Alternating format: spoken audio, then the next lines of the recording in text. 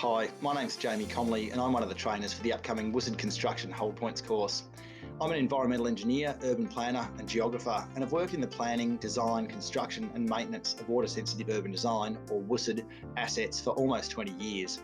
Over that time, I've supported many councils and asset owners in ensuring their WSID assets are constructed as they should be, and to build the capacity of individuals and organisations in WSID related processes, including the all-important construction hold points.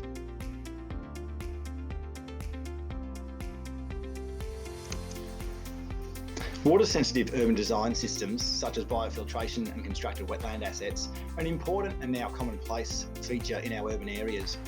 They're vital in managing our water cycle more naturally to protect our waterways, improve urban greening and cooling, and make better use of our water resources.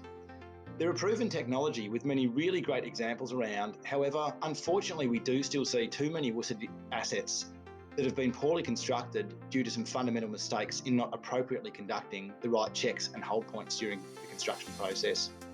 Getting those construction hold points right helps ensure we don't end up with defective assets that either don't work or need to be rebuilt at considerable cost.